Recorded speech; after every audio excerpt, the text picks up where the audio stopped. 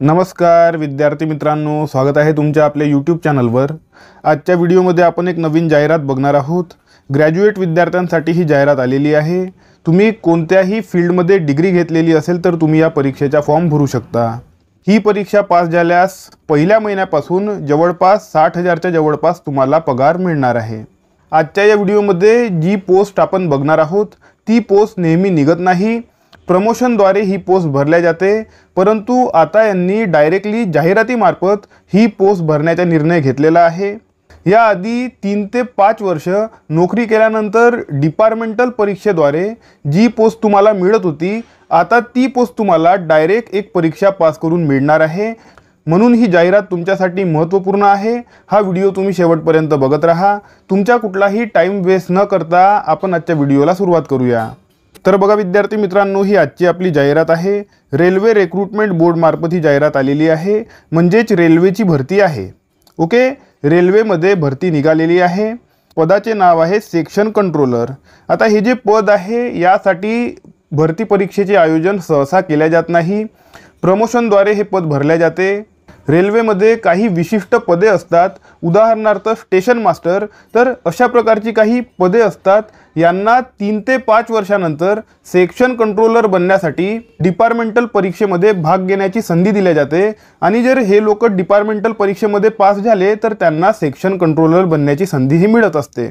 Okay, परंतु section कंट्रोलरची कमी असल्या कारणाने प्रमोशनद्वारे किंवा बघा डिपार्टमेंटल परीक्षा घेऊन सेक्शन कंट्रोलर हे पद भरण्यापेक्षा डायरेक्टली परीक्षा घेऊन त्यांनी यावेळेस सेक्शन कंट्रोलर हे पद भरण्याची बघा त्यांनी निर्णय घेतलेला आहे। तर तुमच्याकडे खूप मोठी संधी आहे। हे खूप महत्त्वपूर्ण पद असते, यामध्ये पगारसुद्धा भरपूर असतो। ओके, तर या पदाबाबत तुम्हाला नंतर आणखी माहिती मिळणार आहे। त्याआधी मी तुम्हाला काही महत्त्वपूर्ण डेट सांगून देतो। हे बघा, यामध्ये बघा फॉर्म भरायला सुरुवात झालेली आहे 15 तारखेपासून। 15 सप्टेंबरपासून फॉर्म भरायला सुरुवात झालेली आहे आणि पुढच्या महिन्याच्या 14 तारखेपर्यंत तुम्ही फॉर्म भरू शकता, म्हणजे 14 ऑक्टोबरपर्यंत फॉर्म भरण्याची संधी तुमच्याकडे आहे। परंतु बघा पेमेंट तुम्ही 16 तारखेपर्यंत करू शकता। ठीक आहे, 14 तारखेपर्यंत तुम्ही फॉर्म सबमिट करू शकता आणि 16 तारखेपर्यंत तुम्ही फीस तुमची जी आहे सबमिट करू शकता। ओके, यामध्ये परीक्षा कधी होणार आहे याबाबत माहिती दिलेली नाही। ओके, परंतु फॉर्म भरल्यानंतर 3 महिन्याच्या आतमध्ये नॉर्मली परीक्षाही होत असते।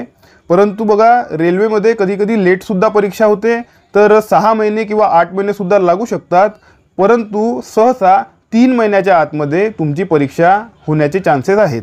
ठीक आहे, आता समोर बघा। आता बघा विद्यार्थी मित्रांनो, सेक्शन कंट्रोलर बाबत इथे यांनी माहिती दिलेली आहे। एज लिमिटसुद्धा यांनी इथे दिलेली आहे। एज लिमिट बघा 20 ते 33 वर्षे यांनी एज लिमिट दिलेली आहे ओपन कॅटेगरीच्या विद्यार्थ्यांसाठी। ओबीसी कॅटेगरीच्या विद्यार्थ्यांना 3 वर्षे, तर SC ST विद्यार्थ्यांना 5 वर्षाचं एज रिलॅक्सेशन यांनी इथे दिलेलं आहे। तर सेंट्रल गव्हर्नमेंटच्या जॉबसाठी नॉर्मली एवढं जास्त एज नसते, 20 ते 30 वर्षे एज ते देत असतात, परंतु या पदासाठी त्यांनी 20 ते 33 वर्षे यांनी इथे दिलेलं आहे। ओके, टोटल वॅकन्सीज बघा 368च्या जवळपास यांनी इथे वॅकन्सीज दिलेल्या आहेत। ठीक आहे, यामध्ये बेसिक पे बघा, बेसिक पे आहे 35,400 रुपये बेसिक पे आहे।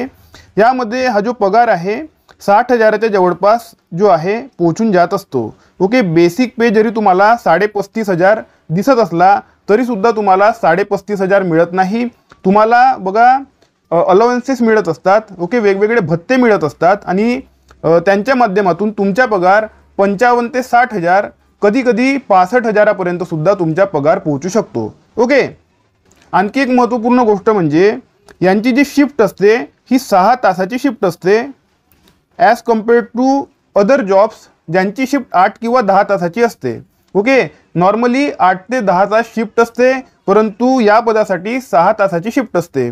त्यामागचे कारण म्हणजे यांचे जे जॉब आहे ते कंटिन्युअस चालत असते। यांना खूप जास्त बोलावंसुद्धा लागते, खूप जास्त कंट्रोलसुद्धा करावा लागतो, खूप जास्त जे बघा यांचे जे मेन काम काय आहे, यांचे मेन काम आहे जे ट्रेन्स पास होतात त्यांना कंट्रोल करणे, कम्युनिकेट करणे आणि सर्वच्या सर्व काम रूल्स आणि जे रेग्युलेशन्स आहे त्यांच्या माध्यमातून चालून राहिलेलं आहे की नाही त्यावर लक्ष देणे हे यांचं मेन काम आहे। यामुळे बघा 6 तास काम करतात, परंतु या 6 तासामध्येच यांना 10 ते 12 तास हे लोक काम करून टाकतात। तर ज्या लोकांना असं वाटते की आम्ही 6 तासामध्ये जास्त काम करू शकतो परंतु आम्हाला दिवसभर मग फ्री मिळणार, तर त्यांच्यासाठी बघा हा जॉब खूप चांगला आहे। ओके, परंतु या 6 तासांमध्ये तुम्हाला संपूर्ण वेळ तुम्हाला बिझी राहावं लागते। ठीक आहे, ही गोष्ट तुम्ही लक्षात ठेवायला पाहिजे। आता बघा विद्यार्थी मित्रांनो, ज्यांना एज रिलॅक्सेशन बघायचे असेल हे तुम्ही स्वतः बघून घेऊ शकता। मी तुम्हाला सांगितलेलं आहे थोडंसं। ओबीसी 3 वर्षे, SC ST बघा 5 वर्षे, इतर जे आहे त्यांनी स्वतः बघून घेऊ शकता। उदाहरणार्थ PWBD यांना आपल्या कॅटेगरीनुसार एज रिलॅक्सेशन हे मिळणार आहे। ओके, आता समोर बघा एक्झाम फीज बघा विद्यार्थी मित्रांनो, एक्झाम फीज राहणार आहे 500 रुपये ओपन, OBC आणि EWS कॅन्डिडेट। ओके, आणि SC ST PWBD आणि महिला, ओके, प्रत्येक कॅटेगरीच्या महिला आणि transgender, ex serviceman, SC ST minority, economically बॅकवर्ड्स, okay, या विद्यार्थ्यांना बघा 250 रुपये फीज राहणार आहे। ओके, आणि बघा ही संपूर्ण फीज तुमच्या खात्यामध्ये जमा होत असते परीक्षा झाल्याच्या नंतर। परीक्षा झाल्याच्या नंतर हे सर्वचे सर्व 250 रुपये तुमच्या खात्यामध्ये परत येऊन जाणार आहेत। आणि हे जे वर आहे बघा ओपन OBC वाले, ओपन OBC मेल कॅन्डिडेटचे बघा 400 रुपये तुम्हाला परत येऊन जाणार आहे, 100 रुपये तुमचे कटणार आहेत। ओके, आता समोर बघा, आता बघा विद्यार्थी मित्रांनो रिक्रूटमेंट प्रोसेस कशा प्रकारे तुमची रिक्रूटमेंट होणार आहे। रिक्रूटमेंटमध्ये पहिले तुमची होणार आहे बघा single stage computer based test म्हणजे CBT एक्झाम तुमची होणार आहे। जे विद्यार्थी CBT एक्झाम पास होतील त्यांची बघा सायको होणार आहे। सायको म्हणजे काय असते तर CBAT असते। CBATलाच बघा सायको एक्झामिनेशन असे म्हणतात। यासाठी बघा थोडासा तुम्हाला अभ्यास करावा लागणार। ओके, यामध्ये एखादी पुस्तक घेऊन किंवा एखादा यूट्यूबवरून तुम्ही कोर्स करून सुद्धा ही परीक्षा पास करू शकता। यामध्ये खूप काही कठीण काही येत नाही। तुमची मेन जी एक्झाम आहे, मेन एक्झाम आहे तुमची CBT। ओके, CBT मध्ये तुम्हाला चांगले मार्क्स आहे तर तुम्ही बघा CBAT मध्ये तुमचं ऑटोमॅटिकली होण्याचे चान्सेस असतात। ओके, खूपच खराब तुम्ही परफॉर्मन्स केलं असेल सायकोमध्ये तर तुम्ही बघा तिथून डिस्क्वालिफाय सुद्धा होऊ शकता, परंतु एवढं खराब परफॉर्म कोणीही करणार नाही। ओके, खूप काही कठीण CBAT एक्झाम राहत नाही। ओके, त्यानंतर बघा DV होणार आहे तुमचं, आणि त्यानंतर मेडिकल एक्झामिनेशन तुमची होणार आहे, आणि त्यानंतर तुम्हाला फायनल सिलेक्शन लिस्ट तुमची लागणार। ठीक आहे, आता बघा CBT बाबत मी तुम्हाला सांगून देतो। 2 तासाचा तुमचा पेपर राहणार आहे। यामध्ये 100 प्रश्न येणार आहेत। निगेटिव्ह मार्किंग राहणार आहे 1/3। 3 प्रश्न चुकले तर तुमचा 1 मार्क कटणार आहे, याला म्हणतात 1/3 निगेटिव्ह मार्किंग। ओके, त्यानंतर बघा शिफ्टमध्ये पेपर होणार। शिफ्टमध्ये जर पेपर झाले तर तुम्हाला नॉर्मलायझेशनला सुद्धा सामोरे जावे लागणार आहे। ओके, नॉर्मलायझेशन सुद्धा तुमचे होणार आहे। शिफ्टमध्ये पेपर याचे होणार आहे, कारण यामध्ये फॉर्म सुद्धा ठीकठाक येत असतात। ओके, त्यानंतर बघा आता यामध्ये सिलेबस बघा काय राहणार आहे। सिलेबस इकडे मी तुम्हाला दाखवून देतो। हे बघा मॅथेमॅटिक्स राहणार आहे तुम्हाला। हे बघा इथे मॅथ आहे सर्वच्या सर्व, ॲनालिटिकल अँड मॅथेमॅटिकल कॅपेबिलिटी, आणि त्यानंतर रिझनिंग आहे तुम्हाला, आणि त्यानंतर मेंटल रिझनिंग आहे। तर बेसिकली मॅथ आणि रिझनिंगवरच संपूर्ण पेपर दिसून राहिलेला आहे। ओके, मॅथ रिझनिंगच आहे सर्वच्या सर्व।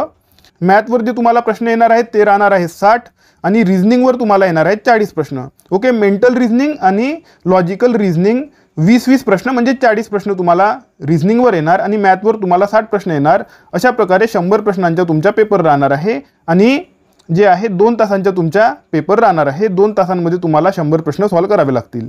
ठीक आहे, सिलेबस तुम्ही वर बघू शकता। हे बघा सिलेबस नेहमीचाच आहे।